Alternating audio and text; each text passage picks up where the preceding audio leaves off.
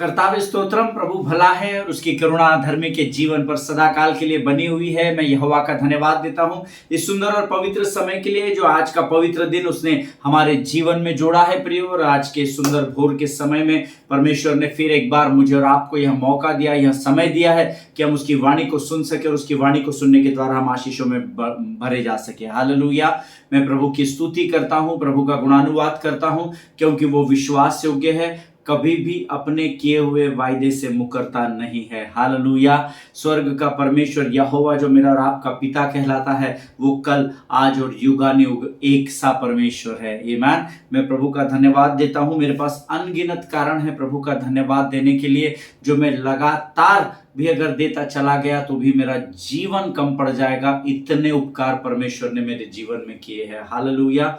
मैं प्रभु की उस वाणी के लिए धन्यवाद देता हूं जो बीते दिनों में हमने उसके वचनों के द्वारा सीखी है कि कैसे आपके सोचने की क्षमता आपको विजय की ओर लेकर जाती है। हालेलुया। और मैं विश्वास करता हूं जितने लोगों ने ये पूरा बाइबल अध्ययन अटेंड किया है, जितने लोगों ने पूरा बाइबल अध्ययन सुना है और उससे कुछ प्राप्त करने की मंशा से अगर आपने उसको सुना है, खातरी से परमेश्वर ने आपके जीवन में गवाही को रखा है। हालेलुया। क्योंकि जो प्राप्त करने के लिए आते हैं, परमेश्वर उसे आशीषों से खातरी से भरता चला जाता है। आमीन। अगर आप सिर्फ सुनने के लिए आएंगे तो सुनेंगे, पर आप आशीषों को प्राप्त कर पाएंगे या नहीं मुझे नहीं पता। लेकिन अगर आप इस मंशा के साथ इस चैनल को देखते हो कि मुझे आज वचन से कुछ सीखना है, मैं आपसे वायदा करता हूं परमेश्वर आपको खाली नहीं रखेगा। हालेलुया। बहुत सारी गवाहियां मेरे पास आई है, बहुत सारे लोगों ने अद्भुत गवाहियों को इस अध्ययन के द्वारा मुझ तक पहुंचाया है कि कैसे इस अध्ययन को करने के द्वारा उन्होंने अद्भुत रूप से आशीषें पाई है। और मैं प्रभु का धन्यवाद देता हूं, क्योंकि जब मैं इस अध्ययन को सिखा रहा था कि कैसे आपके सोच की क्षमता, आपकी मानसिकता आपको विजय की ओर लेकर जाती है, आपको बाइबल अध्ययन कराते कराते कई बातें परमेश्वर ने मुझे भी सिखाई और मैंने भी कई बातों पर विजय को प्राप्त किया। हालेलुया। प्रियो, परमेश्वर किसी भी मनुष्य का कर्जदार नहीं है। जब आप कुछ प्राप्त करने के लिए परमेश्वर के सम्मुख आते हैं, उससे प्रार्थना करते हैं, उसके सामने गिड़गिड़ाते हैं, उसकी दोहाई देते हैं, वो खातरी से आपकी प्रार्थना का उत्तर हाँ और आमीन में ही देगा। आमीन। आज प्रभु ने मुझे पिछले 2-3 दिनों से मैं लगातार अध्ययन में लगा हुआ था और कुछ बातें मैं प्रभु से जानने और समझने की कोशिश कर रहा था, इसलिए पिछले 2-3 दिनों से मैं आपके मध्य में नहीं आ पाया। लेकिन आज फिर एक बार प्रभु ने एक नए विषय को लेकर मुझे आपके सामने भेजा है और मैं यहोवा का धन्यवाद देता हूं कि परमेश्वर ने आज के इस पवित्र दिन में फिर एक बार हमारे जीवन में नई आशीष को डालने का निर्णय लिया है। हालेलुया। परमेश्वर का पवित्र आत्मा इस समय हमारे मध्य में उपस्थित है। बीते दिनों में मैंने जब वचन को प्रचार किया था तो एक जगह गलती से जहां पर मैंने दाऊद के विषय में कहना था, वहां मैंने गुलियात के विषय में कह दिया था। उसके लिए मैं आपसे क्षमा चाहता हूं, क्योंकि कई बार ऐसा होता है कि हमारे नाम आगे पीछे हो जाते, क्योंकि हम सिद्ध नहीं है, हम भी मनुष्य हैं, हमसे भी गलतियां हो जाती है। परंतु किसी ने मुझे उस बात को स्मरण दिलाया कि किसी स्थान पर आपको दाऊद के विषय में कहना था, लेकिन आपने रेफरेंस तो बराबर दिया, लेकिन दाऊद की जगह आपने गुलियात का नाम ले लिया। मैंने उनसे कहा कि मैं उसके लिए जरूर ऑनलाइन आकर क्षमा मांगूंगा। मैंने उनसे कहा था कि आप अगर ऐसा आपके ध्यान में आया तो आपने मुझे इमीडिएट कमेंट बॉक्स में लिख देना था। तो उन्होंने मुझसे कहा कि नहीं, फिर लोग ये सोचते कि अरे पास्टर ने गलती कर दी। मैंने कहा नहीं, गलती मैंने की, लेकिन मेरे साथ आपने भी कर दी, क्योंकि अगर आप उसी दिन उस कमेंट बॉक्स में मुझे लिखकर भेज देते कि आपसे प्रचार करते समय आपने ये कह दिया, तो मैं उसी दिन सभी लोगों से, जितने लोगों ने उस वचन को सुना, उन सबों से मैं माफी मांग लेता। कई बार हम वचन सुनते हैं, हमको ध्यान में नहीं आता है, लेकिन उस बहन ने जो गलती को पॉइंट आउट किया, हो सकता है आप में से बहुत सारे लोगों ने शायद उसे पॉइंट आउट किया होगा, पर आपने कहा नहीं मुझे, या मुझे लिखकर भेजा नहीं। लेकिन उन्होंने जब मुझसे कहा, मैंने कहा सिस्टर आगे से ऐसा कुछ भी रहेगा, अगर मेरे मुख से कोई गलती हो जाती है प्रचार में, तो आप जरूर कमेंट बॉक्स में लिखकर भेजना, ताकि मैं प्रार्थना पूर्वक आपसे माफी भी मांग सकूं और अपने आप को करेक्ट भी कर सकूं। हालेलुया। आज फिर एक बार प्रभु ने मुझे नए विषय को लेकर आपके बीच में भेजा है और अद्भुत विषय है, और मुझे पूरा विश्वास है कि इसके द्वारा भी हम अद्भुत आशीषों को प्राप्त करेंगे। लेकिन इससे पहले कि आज के इस नए विषय को हम शुरू करें, रोज के समय जैसे हम पवित्र शास्त्र पढ़कर अपने अध्ययन की शुरुआत करते हैं, आज भी हम कुछ वचनों को पढ़ेंगे। और आज हमने पढ़ने के लिए जो वचन चुने हैं वे पाए जाते हैं भजन संहिता उसका 28 अध्याय और उसके 5 से लेकर 9 वचनों को हम पढ़ेंगे। भजन संहिता 28 उसके 5 से लेकर 9 वचन। The book of Psalms chapter 28 verses 5 to 9। भजन संहिता उसका 28 अध्याय और उसके 5 से लेकर 9 वचन। सब मिलकर अपने अपने पवित्र शास्त्र निकालकर जोर से हम इन वचनों को पढ़ेंगे। Amen. So let us open our Bible to the book of Psalms chapter 28 verses 5 to 9। वे यहोवा के कामों पर और उसके हाथ के कामों पर ध्यान नहीं करते, इसीलिए वह उन्हें पछाड़ेगा और फिर न उठाएगा। यहोवा धन्य है, क्योंकि उसने मेरी गिड़गिड़ाहट को सुना है। यहोवा मेरा बल और मेरी ढाल है, उस पर भरोसा रखने से मेरे मन को सहायता मिली है। इसीलिए मेरा हृदय प्रफुल्लित है और मैं गीत गा गा कर यहोवा का धन्यवाद करूंगा। यहोवा अपनी प्रजा का बल है, वह अपने अभिषिक्त के लिए उद्धार का दृढ़ गढ़ है। हे यहोवा, अपनी प्रजा का उद्धार कर और अपने निज भाग के लोगों को आशीष दे और उनकी चरवाही कर और सदैव उन्हें संभाले रहे। हालेलुया। परमेश्वर इन पढ़े हुए वचनों के द्वारा हमें से प्रत्येक पर अपनी आशीष को उंडेले। जिन्होंने मेरे साथ इस वचन को पढ़ा है, परमेश्वर आपको बहुत बरकत और बहुत आशीष दे। हालेलुया। प्रिय वचन कहता है, वे यहोवा के कामों पर और उसके हाथ के कामों पर ध्यान नहीं करते, इसीलिए वह उन्हें पछाड़ेगा और फिर न उठाएगा। हालेलुया। ये उन लोगों के लिए लिखा है जो परमेश्वर के आपके जीवन में किए गए कामों पर ध्यान नहीं देते, परमेश्वर के का गुणानुवाद, उसकी स्तुति नहीं करते, वो परमेश्वर के किए गए उपकारों को स्मरण नहीं करते। परमेश्वर कहता है कि ऐसे लोगों को वो पछाड़ेगा और उन्हें फिर न उठाएगा। हालेलुया। जिनके सुनने के कान और समझ की आत्मा हो, वो जान ले कि प्रभु का आत्मा आपसे क्या कहना चाहता है। आमीन। प्रियो, यहाँ वचन में लिखा है, यहोवा के कामों पर, उसके हाथ के कामों पर जो ध्यान नहीं करते, परमेश्वर उनसे दूर हो जाता है। हालेलुया।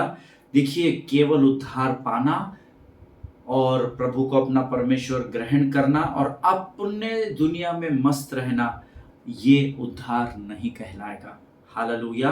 जिस महान परमेश्वर ने अपने इकलौते पुत्र के जान को, जीवन को आपके लिए न्यौछावर या कुर्बान कर दिया और आपके जीवन को बचाया, वो केवल एक ही कारण के लिए कि आप उसके किए गए आश्चर्य कर्मों का, उन गवाहियों का जो उसने आपके जीवन में दी है और उन उपकारों का जो दिन प्रतिदिन वो आपके कई पाप करने के बाद भी आपके जीवन में करता है, आप उसका गुणानुवाद करते चले जाए। हालेलुया। लेकिन जो उसके कामों का बखान नहीं करेंगे, परमेश्वर उन्हें गिरने के बाद नहीं उठाएगा। ये परमेश्वर का वायदा है। हालेलुया। और हम सब जानते हैं, मेरा प्रभु आपका परमेश्वर वायदे से नहीं मुकरता है। हालेलुया। यहोवा धन्य है, क्योंकि उसने मेरी गिड़गिड़ाहट को सुना है। आमीन। आज मैं वचन बांट रहा हूं, आप वचन सुन रहे हैं, क्योंकि ऐसी कई प्रार्थना और ऐसी कई विनतियां हैं जब हमने परमेश्वर के सामने रखी, परमेश्वर ने हमारी प्रार्थनाओं को, हमारी गिड़गिड़ाहट को कान लगाकर सुना और हमें उन कठिन परिस्थितियों में पर विजय दिलाकर आज इस स्थान पर, इस दिन तक लेकर आया। हालेलुया। 7वां वचन कहता है, यहोवा मेरा बल और मेरी ढाल है, उस पर भरोसा रखने से मेरे मन को सहायता मिली है। जब जब आप परमेश्वर पर भरोसा रखेंगे, परमेश्वर आपके मन में चलने वाले युद्ध पर आपको हर बार विजय दिलाएगा। हालेलुया। क्योंकि यहोवा के निकट आनंद की भरपूरी होती है और वो प्रभु का आनंद ही है जो मेरे लिए मेरे कठिन परिस्थितियों में ताकत और बल बन जाता है। हालेलुया। आमीन। तू ही चट्टान मेरा बल जो हो तुम, सारे जहां के बादशाह हो तुम। मेरी चट्टान मेरा बल जो हो तुम, सारे जहां के बादशाह हो तुम, मेरी कल्पना से। हालेलुया। जितनी कल्पनाएं हम परमेश्वर के विषय में करते हैं, वो उन कल्पनाओं के ऊपर विराजमान होने वाला परमेश्वर है। हालेलुया।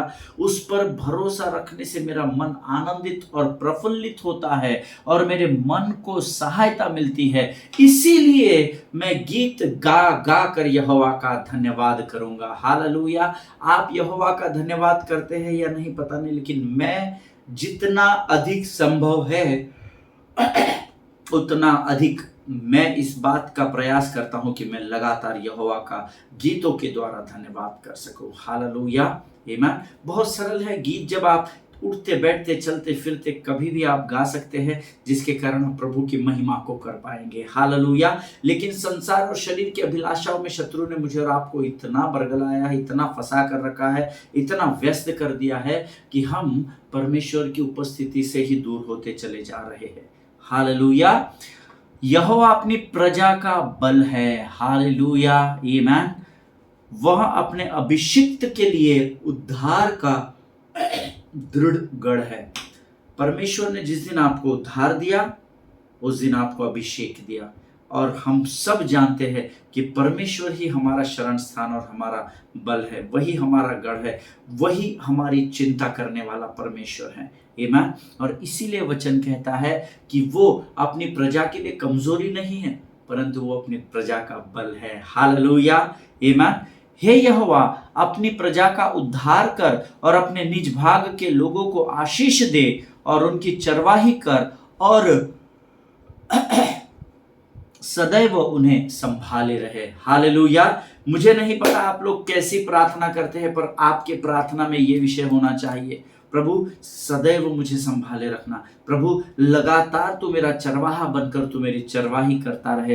हे प्रभु, मैं तेरा निज भाग हूं, तूने मुझे अधिकार दिया है कि मैं तुझे हे अब्बा हे कहकर, पिता कहकर पुकार सकूं। इसलिए प्रभु मैं तुझसे विनती करता हूं कि अपने स्वर्गीय और पृथ्वी की आशीषों को तू मुझ पर उंडेलता चला जा। हालेलुया। दाऊद प्रार्थना करना जानता था, इसीलिए दाऊद आशीषों में अपने जीवन में बढ़ता चला गया। हालेलुया। परमेश्वर इन पढ़े हुए वचनों के द्वारा हम में से प्रत्येक को आशीष दे।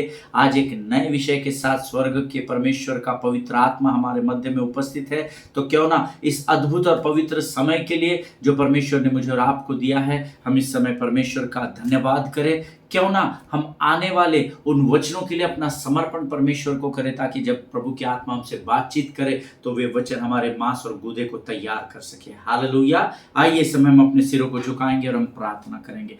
खुदावंद प्रभु यीशु मसीह के सामर्थ्य और जीवित नाम के लिए हम तेरा धन्यवाद देते हैं राजा। प्रभु धन्यवाद देते हैं परमेश्वर पिता, क्योंकि प्रभु तू हमारा परमेश्वर है। तेरी स्तुति करते हैं, तेरी प्रशंसा करते हैं राजा।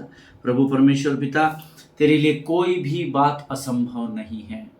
धन्यवाद देते हैं प्रभु, आज इन वचनों को पढ़ने की ताकत, बल, शक्ति और सामर्थ्य ने हमें दिया परमेश्वर पिता। प्रभु जी, हम इस समय प्रार्थना करते हैं, जो वचन आने वाले समय में हम तुझसे प्राप्त करने जा रहे हैं राजा, उसे प्राप्त करने की क्षमता से तू हम में से हर एक को भर राजा। जब हम वचन बांटते और सुनते हैं, हमें तेरे वचन को बांटने और सुनने से रोकने वाली, उलझाने वाली शत्रु की हर एक युक्ति और योजनाओं का खंडन हम यीशु नासरी के नाम से करते हैं राजा। प्रभु तेरे लहू में हम अपने आप को सुरक्षित करते हैं, सारी बातों में महिमा तुझको देते हैं, आगे के संपूर्ण समय को तुझे सौंपते हैं। विनती को धन्यवाद के साथ हमारे उद्धारकर्ता और जीवित परमेश्वर यीशु नासरी के नाम से मांगते हैं, सुनिए और बड़ी दया से ग्रहण करें। आमीन। हालेलुया। प्रभु की उपस्थिति हमारे मध्य में है और प्रभु का धन्यवाद हो इस सुंदर और पवित्र समय के लिए जो परमेश्वर ने आज हमारे जीवन में दिया है। आज हम जिस विषय में बढ़ने वाले हैं, जिस विषय को सीखने जा रहे हैं, अद्भुत विषय है जो पिछले कुछ समयों में प्रभु ने मुझे बताया है और आप तक पहुंचाने की आज्ञा और अनुमति मैंने प्रभु से प्राप्त की है। और ये बहुत ही अद्भुत विषय है, ये हमारे जीवन का सत्य है जो मैं अभी आपको सिखाने की कोशिश करूँगा।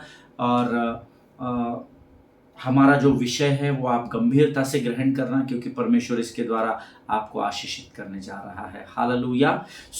Today I want to start straight away with the word of God. आज मैं सीधे परमेश्वर के वचन में जाना चाहूँगा। कुछ वचनों को हम पढ़ेंगे और हम अपने अध्ययन की शुरुआत करेंगे। और आज हमने पढ़ने के लिए जो वचन चुने हैं वो पाए जाते हैं द बुक ऑफ जजेस चैप्टर 6 वर्सेस 11 to 16। आमीन। द बुक ऑफ जजेस, न्यायियों की पुस्तक, उसका 6वां अध्याय, उसके 11 से 16 वचन। जो लोग नोट्स लिखते हैं वो अपने नोट्स में जरूर लिखिएगा। द बुक ऑफ जजेस चैप्टर 6 एंड वर्सेस 11 to 16। न्यायियों की पुस्तक, उसका 6वां अध्याय और उसके 11 से लेकर 16 वचनों को हम पढ़ेंगे। सब मिलकर जोर से पढ़ेंगे जैसे हम अब तक पढ़ते आए हैं। और मेरा विश्वास है आप लोगों के पास आपका पवित्र शास्त्र है, आपके इलेक्ट्रॉनिक गैजेट्स होंगे, आपके पास पवित्र शास्त्र आज हर समय हर स्थान पर उपलब्ध होता है, मैं जानता हूँ। So let us open our Bible and read it.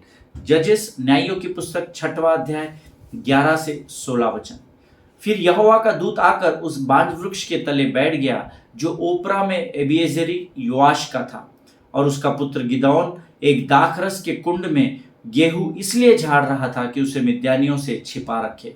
उसको यहोवा के दूत ने दर्शन देकर कहा, हे शूरवीर सूरमा, यहोवा तेरे संग है। गिदौन ने उससे कहा, हे मेरे प्रभु, विनती सुन, यदि यहोवा हमारे संग होता तो हम पर यह सब विपत्ति क्यों पड़ती? और जितने आश्चर्य कर्मों का वर्णन हमारे पुरखा यह कहकर करते थे कि क्या यहोवा हमको मिस्र से छुड़ा नहीं लाया, वे कहाँ रहे? अब तो यहोवा ने हमको त्याग दिया और मिद्यानियों के हाथों में कर दिया है। तब यहोवा ने उस पर दृष्टि करके कहा, अपनी इसी शक्ति पर जा और तू इजराइलियों को मिद्यानियों के हाथ से छुड़ाएगा। क्या मैंने तुझे नहीं भेजा?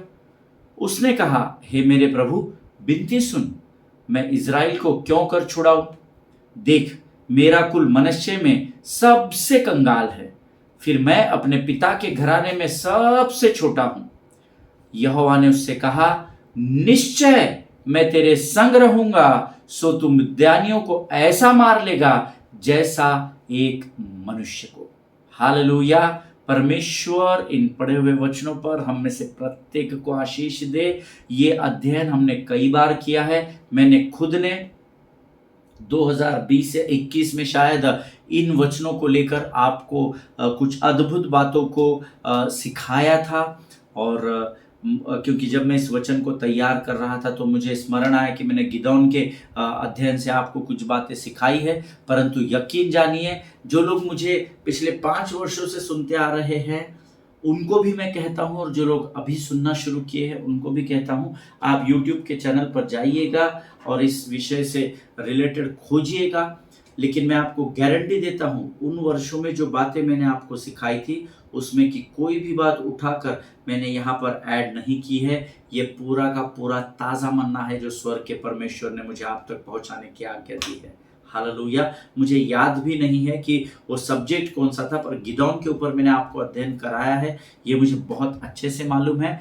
ये वचन जो हमने पढ़े हैं ये हमारे पूरे विषय का आधार है, इस बात को याद रखिएगा। तो मैं आपसे बड़ी नम्र विनती करता हूं, जब तक हम इस अध्ययन को कर रहे हैं, जब तक ये अध्ययन, बाइबल अध्ययन समाप्त नहीं होता, रोज आप न्यायियों की पुस्तक 6वां अध्याय 11 से लेकर 16 वचनों को रोज पढ़ना, इससे पहले कि आप इस अध्ययन में बढ़ते चले जाए। रोज पढ़कर फिर आप YouTube को ओपन करना, ताकि आपको वचन समझने में बड़ी आसानी हो।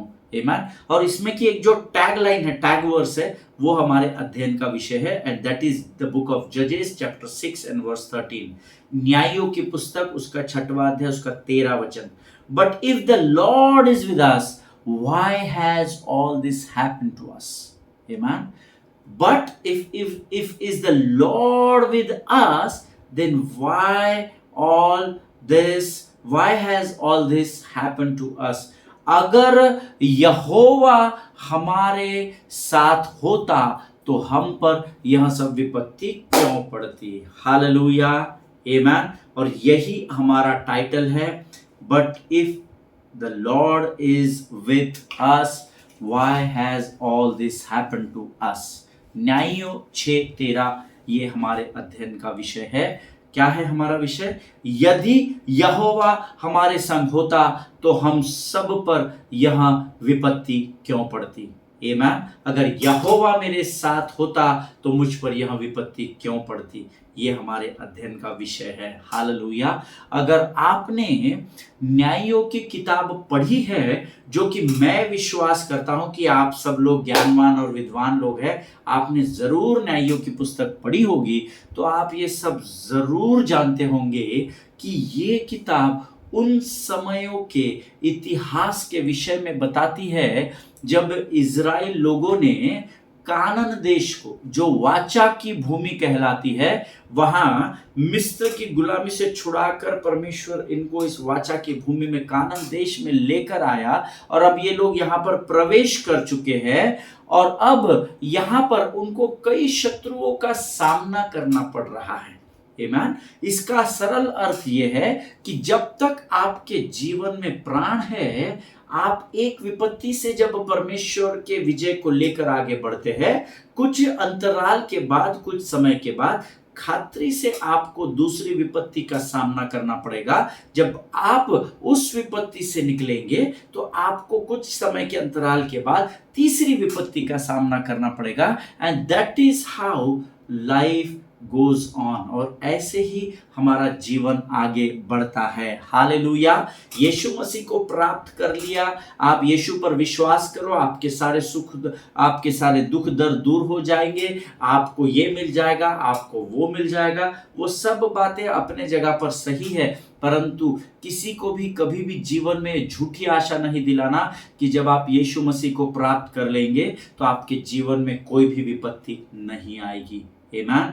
ऐसे प्रचार करने वाले लोगों से सावधान रहना सीखे, सचेत रहना सीखे। Hallelujah.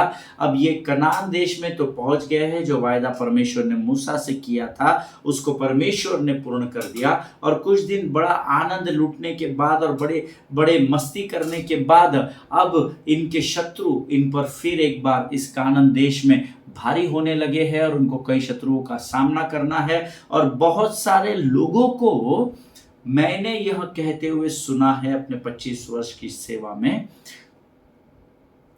that it is one of the most boring books of the Bible because it is very much predictable book. Amen.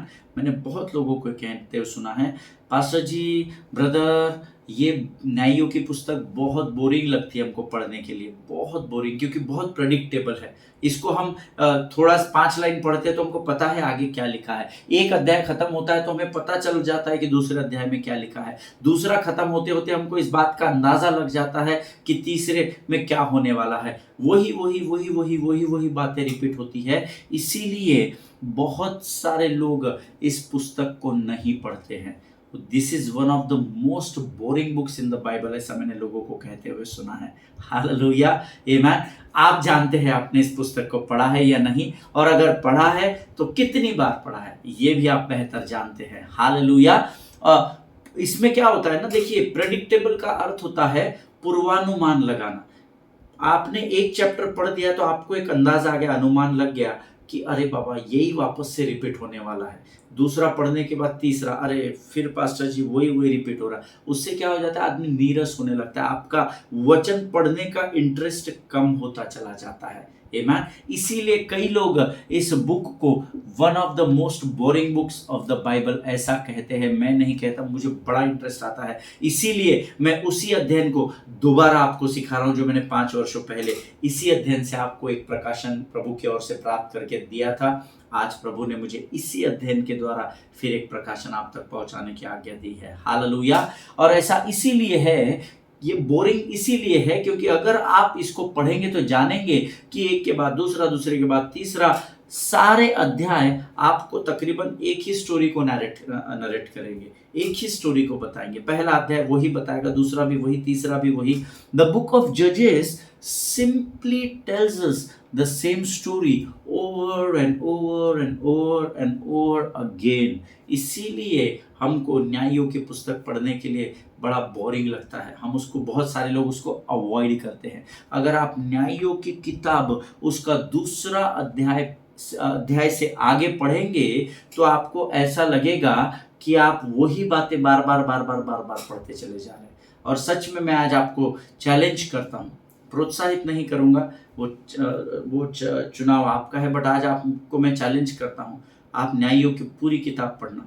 आमीन। आपको दूसरे अध्याय पढ़ने के बाद ऐसा लगेगा कि आप बार बार एक ही अध्याय को पढ़ रहे हैं। Hallelujah. Specially if you read from the book of Judges chapter 2 and verse 11 onwards। न्यायों की पुस्तक उसका दूसरा अध्याय उसके 11 वचन से आगे जब आप पढ़ेंगे तो आपको ये ध्यान में आएगा कि इजरायली लोग जिनको परमेश्वर ने मिस्र की गुलामी से निकालकर कानान देश में लेकर आया, इन्हीं इजरायली लोगों ने उस समय परमेश्वर से वायदा किया था, हर परिस्थिति में, हर पल, हर क्षण यहोवा हम तेरी ही उपासना करेंगे। हे प्रभु, हर परिस्थिति में हम तेरी ही आराधना करेंगे, ये वायदा परमेश्वर से किया था।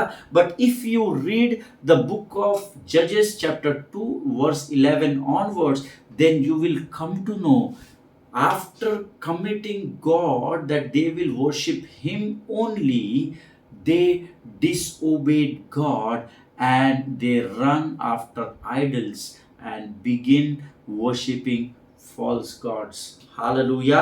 परमेश्वर से इन्होंने वायदा किया, इतने सारे आश्चर्य कर्मों को देखने के बाद, हर परिस्थिति में हम तेरी आराधना, तेरी उपासना करेंगे, लेकिन कुछ ही दिन उसको फॉलो करने के बाद इन्होंने परमेश्वर को डिसोबे किया, उसकी आज्ञा का उल्लंघन किया और ये फिर एक बार मूर्ति पूजा और बाकी सारी आइडल वर्शिप की ओर चले गए।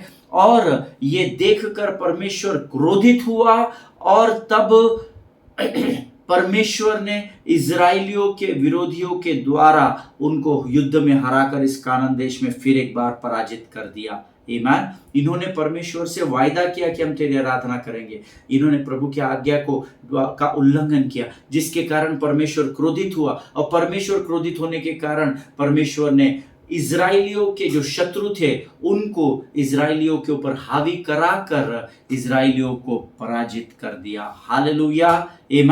तब इजराइली लोग परमेश्वर के सामने छुटकारे के लिए गिड़गिड़ाने लगे, प्रभु हम पर तरस खा, परमेश्वर हम पर दया कर, हमसे गलती हो गई, हमने घोर पाप कर दिया, हमने महान पाप कर दिया, अब तू ही है जो हमारे छुड़ाने वाला है। और जब ये लोग फिर से एक बार यहोवा के सामने गिड़गिड़ाने लगे, परमेश्वर ने फिर एक बार तरस खाकर उन पर न्यायियों को, जैसे ओतनीएल है न्यायियों की पुस्तक में, या एहूद का नाम लिखा हुआ है, और भी बहुत सारे नाम हैं। तो जैसे दूसरा अध्याय 11 वचन से आगे आप पढ़ेंगे, जब इन्होंने परमेश्वर से विनती की कि प्रभु हमें इस शत्रुओं पर विजय दिला, परमेश्वर को फिर एक बार अपनी प्रजा पर तरस आया और उसने ओतनीएल और एहूद जैसे न्यायियों को इन पर नियुक्त किया और इन न्यायियों ने इजरायली लोगों को गुलामी से छुड़ाया। हालेलुया। लेकिन जब ओतनीएल और एहूद जैसे न्यायियों की, जजेस की मृत्यु हो गई, then the story starts again। Hallelujah.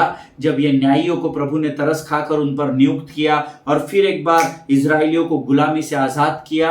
जब तक ये न्यायी थे तब तक तो सब बराबर चल रहा था, लेकिन जब ये न्यायी प्रभु में सो गए, फिर एक बार इजराइल ने परमेश्वर के खिलाफ विद्रोह किया और फिर एक बार वे उन सारी गलत बातों की ओर मुड़ गए जिनकी आज्ञा परमेश्वर ने इनको नहीं दी थी।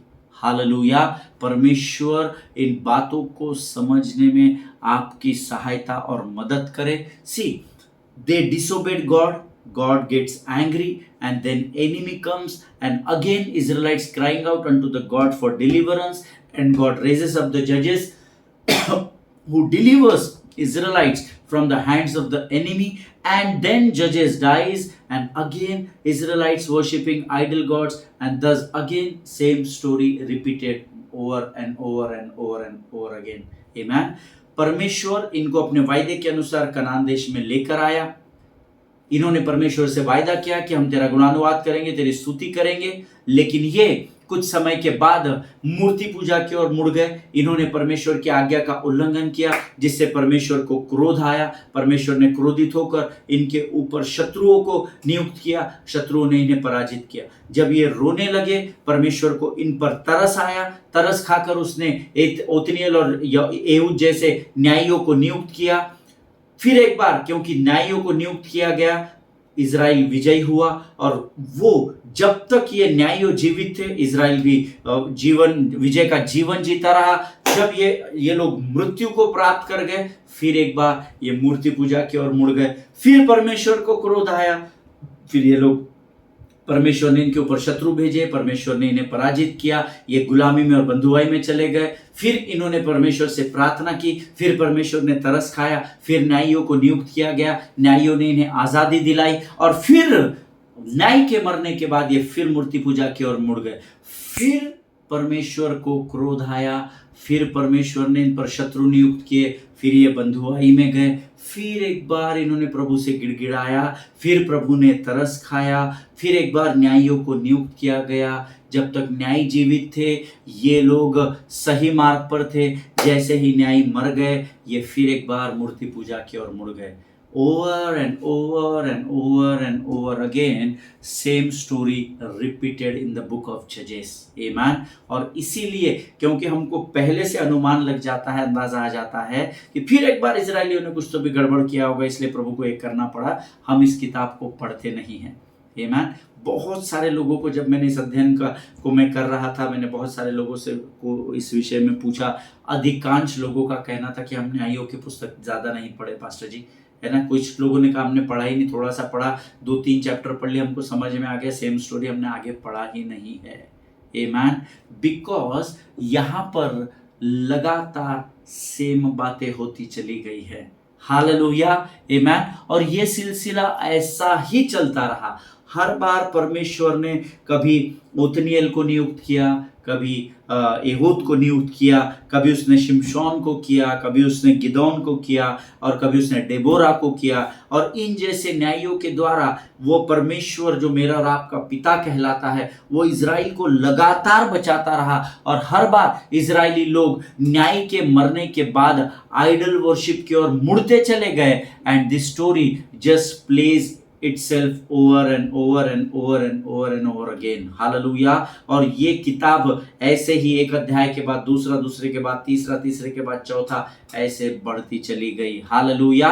और जब आप आगे 6th चैप्टर में आते हैं, 6वें अध्याय में, जो हमारे अध्ययन का विषय है, तब जब आप इस 6th चैप्टर में आते हैं, तो अब आपको यहाँ पता लगेगा कि यही कहानी अब 5वीं बार दोहराई जा रही है। हालेलुया।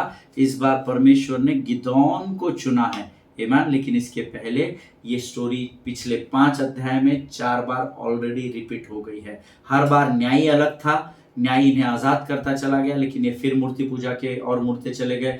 फिर न्यायी ने इन्हें आज़ाद किया, फिर ये मूर्ति पूजा की ओर मुड़ गए। फिर न्यायी ने इन्हें आज़ाद किया, they turn towards false gods. फिर न्यायियों ने इन्हें आज़ाद किया, कुछ समय तक ये ठीक रहे। जब न्यायी मर गया, फिर ये उसी पाप की ओर मुड़ते चले गए। और ऐसा करते करते करते अब ये 6वें अध्याय में आए हैं, जहाँ 5वीं बार इन्होंने उसी कहानी को रिपीट किया है। हालेलुया। यहाँ पर इजरायली लोग फिर एक बार परमेश्वर की आज्ञा का उल्लंघन करते हैं और उसको छोड़कर बाल देवता के पीछे चल पड़ते हैं। हालेलुया। आज मैं इस अध्ययन को यही समाप्त करूंगा, पर मैं आपसे विनती करता हूं, जब कल आप आए तो आप कोशिश करें कि आप इन 5 अध्यायों को पढ़कर आए। मैं आपको बोलूं, बगैर पवित्र शास्त्र के वचन पढ़े हुए आप ज्ञान प्राप्त नहीं कर सकते। सिर्फ मेरे बताने से आपको ज्ञान प्राप्त नहीं होगा। आमीन। किसी बड़े प्रचारक को आप घंटों सुन लेंगे, आपको समझ और ज्ञान प्राप्त नहीं होगा। बुद्धि को पाने के लिए आपको बुद्धि के परमेश्वर के वचनों में जाना होगा। हालेलुया। सो आप लोगों के लिए संभव है, मैं जानता हूँ। मैं आपसे विनती करूंगा कि आप लोग इन वचनों को जरूर जरूर जरूर पढ़कर आइएगा। हालेलुया। परमेश्वर आपको इन वचनों के द्वारा बड़ी बरकत दे, बड़ी आशीष दे। ये समय है जब हम प्रार्थना करेंगे। खुदावंद प्रभु यीशु मसीह के सामर्थ्य और जीवित नाम के लिए हम तेरा धन्यवाद देते हैं। इन वचनों के द्वारा आज तूने हमसे बातचीत की, हम तेरा धन्यवाद देते हैं। जितनों ने सुना उन्हें आशीष दे। सारी बातों में महिमा तुझको देते हैं। आगे के संपूर्ण समय को तुझे सौंपते हैं। बिनती को धन्यवाद के साथ यीशु नासरी के नाम से मांगते, सुन और बड़ी दया से ग्रहण कर, आमीन। परमेश्वर आपको बड़ी आशीष दे, बड़ी बरकत दे। हम कल फिर मुलाकात करेंगे। इजराइल के लिए प्रार्थना करें, भारत देश के लिए प्रार्थना करें, एक दूसरे के लिए ज़रूर प्रार्थना करें। भारत देश के प्रधानमंत्री और तमाम मंत्रियों के लिए प्रार्थना करें। हम कल फिर मुलाकात करेंगे। स्वस्थ रहे, सुरक्षित रहे। सभी को जय मसीह की। God bless you all.